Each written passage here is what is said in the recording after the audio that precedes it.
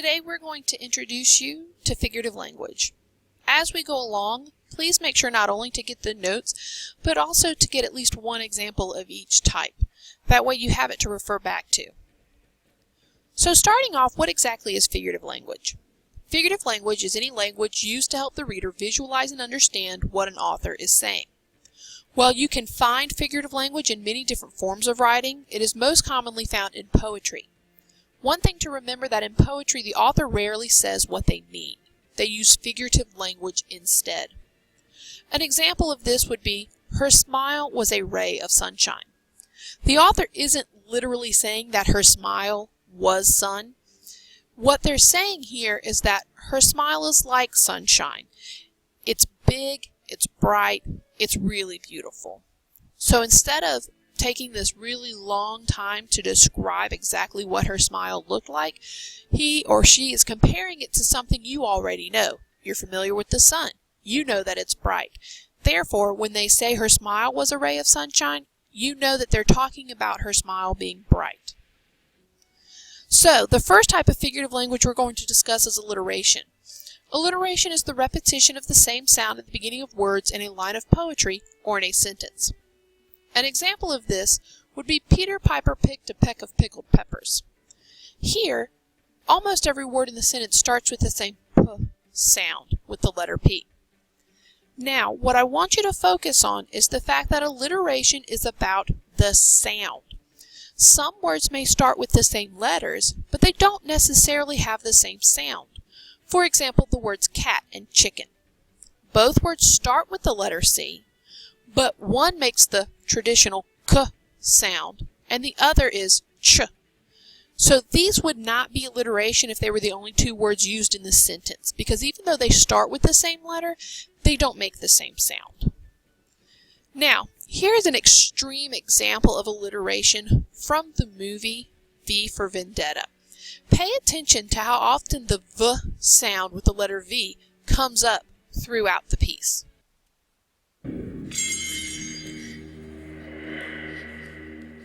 I can assure you I mean you no harm. Who are you? Who is but the form following the function of what, and what I am is a man in a mask. Well, I can see that. Of course you can. I'm not questioning your powers of observation. I'm merely remarking upon the paradox of asking a masked man who he is. Oh, right.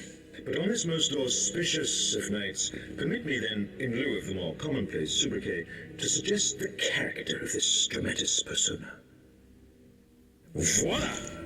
In view, a humble vaudevillian veteran, cast vicariously as both victim and villain by the vicissitudes of fate. This visage, no mere veneer of vanity, is a vestige of the vox populi, now vacant, vanished.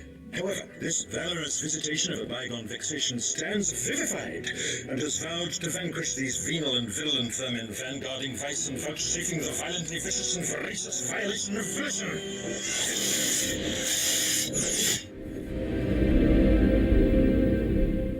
The only verdict is vengeance, a vendetta, held as a votive not in vain, for the value and veracity of such shall one day vindicate the vigilant and the virtuous.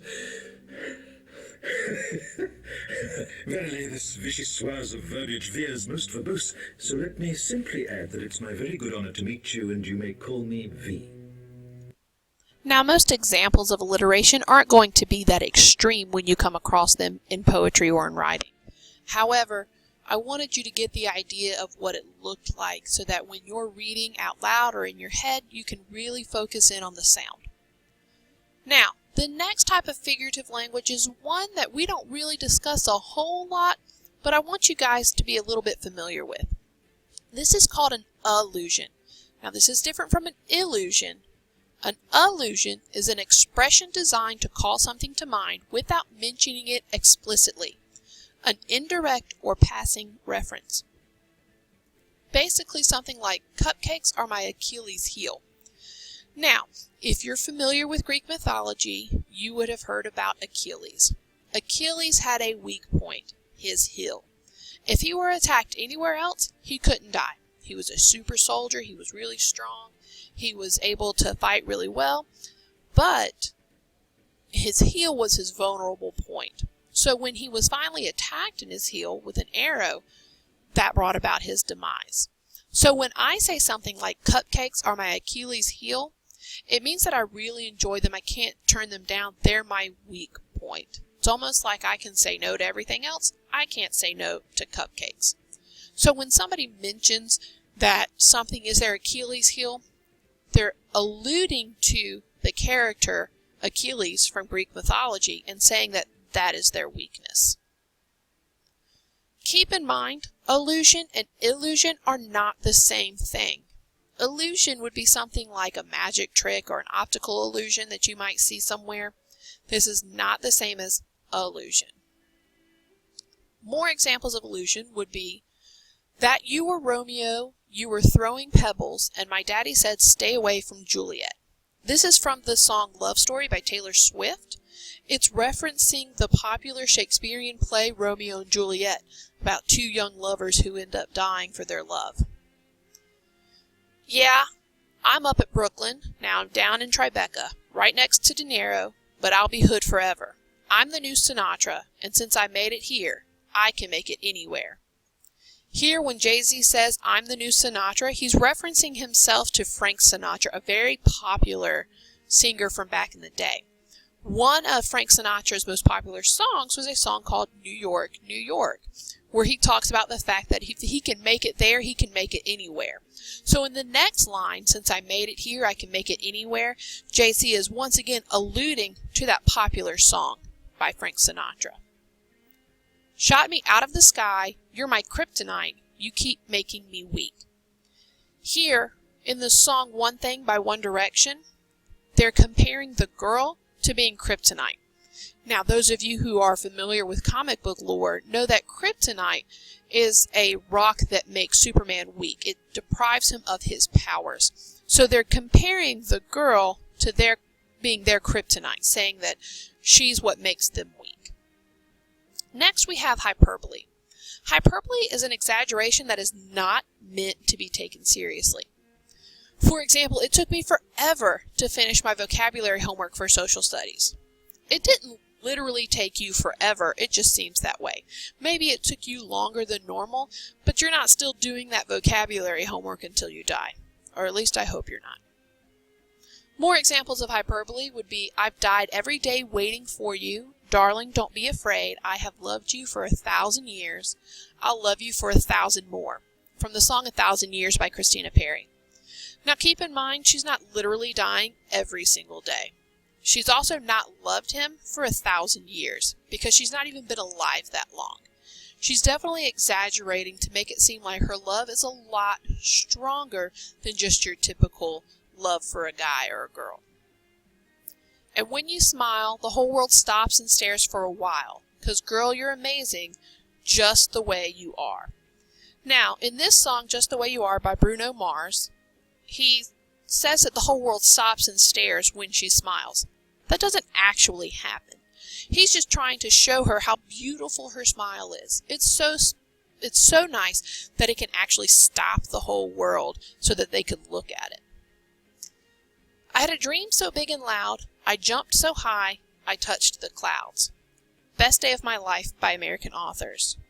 So basically, he wants you to get the idea that he's so excited he could jump up and touch the clouds. Now, if it were foggy out, this may be true because the clouds are a little closer to the Earth's surface, but generally this is something that's not possible. So it's really supposed to be kind of a humorous hyperbole, an exaggeration. Next, we have metaphor. Metaphor compares two objects together without using like or as. This is something that a lot of students tend to struggle with. When you're using metaphor, you're almost saying that something is something else. One example of a metaphor is, baby, you're a firework. Now, the person they're singing about is not literally a firework, but they're comparing the reader or listener to a firework. They want you to think about what you know as a firework. Fireworks tend to be very pretty. They're unique. They're bright. So they're saying that this person is unique. They're bright. They stand out, just like a firework does. Another example is, be a man with all the strength of a raging fire, mysterious as the dark side of the moon. Now, here we've got a little bit of metaphor and we've also got a little bit of simile. with all the strength of a raging fire is going to be your metaphor. It's comparing the men to fire. They want them to be destructive, to really have that passion behind them that a raging fire would have. They're using the word as when they're comparing them to the dark side of the moon, so that's a little more like simile. They want them to be unseen. They don't want people to know kind of what their motives are, what they're doing, what they're thinking. Be mysterious. Some more examples of metaphors would be the hospital was a refrigerator. Hopefully you would know that a refrigerator is something that keeps things cold. So comparing the hospital to a refrigerator means that the hospital was cold. Next, the classroom was a zoo. Again, they're hoping you know what a zoo is. It's lots of animals. They're not really tamed. They're in their natural habitats. So when they say that the classroom was a zoo, it means that things are going crazy. The kids are all over the place. Nothing's really focused. America is a melting pot. This is a common one that you hear throughout school, especially in your social studies classes. Basically, the idea is that a melting pot brings all of these things together and melts them so that they join smoothly and nicely. The idea of America being a melting pot is because you have all of these people coming from all of these different countries, and as they come together, they're assimilating into one kind of idea, one standard of what an American is. Next, we have onomatopoeia. Onomatopoeia is when a word sounds like the sound it is describing. So, for example, the bee buzzed around the flower. When you're using that, the word buzzed here is used to mimic the sound that a bee makes as it flies. So that would be the onomatopoeia. Some more examples of onomatopoeia can be found here. I'm just going to show you kind of briefly on this website. The sheep went baa. It's mimicking the noise of the sheep. The best part about music class is that you can bang on the drum. So the word bang here is onomatopoeia. Silence your cell phone so that it does not beep during the movie. Again, beep here is the onomatopoeia, giving that idea of what the cell phone would sound like if it were to go off during the movie. Next, we have personification. Personification describes human qualities in something that is not a person. So, for example, the leaf danced on the wind as it fell to earth. A leaf cannot actually dance, but a person can. So, when it says the leaf danced on the wind, it's comparing the leaf to a person. It's not that the leaf is actually dancing. It's kind of slowly, going back and forth, maybe spinning a little bit. It looks like what a dancer might look like. Now, comparing a person to an object or animal is not personification. It is either metaphor or simile, depending on whether or not you use like or as. So you have to be careful. Some more examples of personification would be the highway won't hold you tonight, the highway don't know you're alive, the highway don't care if you're all alone. In this song, Highway Don't Care by Tim McGraw, he's basically letting them know that the highway's not going to be like a person. The highway's not going to take care of this person who has left him. So he's, saying that, hey, the highway's not going to be able to do all of these things for you that I can do. Another turning point, a fork stuck in the road. Time grabs you by the wrist, directs you where to go. In this song by Green Day called Good Riddance, time is personified here when it talks about grabbing the person by the wrist and directing them where to go. Time cannot physically grab someone and direct them. So that is how it's personified. This town is colder now. I think it's sick of us. Stop and Stare by One Republic. Here, a town cannot be sick of someone or a group of people. So when he says, I think it's sick of us, he really means that, maybe the people in this town just don't want them around, or maybe they kind of don't fit in anymore, what have you, but the town itself is not physically sick of them. Finally, we have simile. Simile is when you compare two nouns using like or as. Now, you have to be careful with simile because it's very similar to a metaphor, except for it uses like or as, when if you remember, metaphors do not. Example, he is like a cheetah on the track. The author here is hoping that you understand that a cheetah is a really fast creature. So, in comparing him to a cheetah, it means that he can run fast. The author wants you to get that visualization without having to describe exactly how it is that he runs fast. Keep in mind Just because a sentence uses the word like, it does not mean it's a simile. It has to compare two things. For example, if I say, I like cupcakes, it doesn't mean there's a simile. I'm not comparing anything there. I'm just saying I like cupcakes. Some more examples of simile would be, ooh girl, you're shining like a Fifth Avenue diamond. So here they're comparing the girl to a Fifth Avenue diamond in the song Classic by MKTO. Now, hopefully you understand that Fifth Avenue is a street in New York. It's got a lot of really well-known businesses that are more on the high end of things, and so it costs a lot of money when you go shopping there. So a Fifth Avenue diamond would be a lot more expensive than one that you would say buy in a pawn shop. So to say that they're shining like a Fifth Avenue diamond means that they're really bright, they're really a cut above the rest. Can we pretend that airplanes in the night sky are like shooting stars? Airplanes by B.O.B. Now, again, they're comparing airplanes to shooting stars. They're saying airplanes are like shooting stars. They really want something, and since shooting stars are kind of rare, hey, let's use airplanes instead because they're a little more common. You're as cuddly as a cactus. You're as charming as an eel, Mr. Grinch. In this song, they're comparing Mr. Grinch to being a cactus and an eel, letting people know that he's really not that great. You don't want to cuddle with a cactus. Cactuses are sharp. It's going to hurt. You don't want to mess around with an eel because they're kind of slick. They're kind of slippery. Some of them will electrocute you. So basically, they're letting you know that he's just not a great person.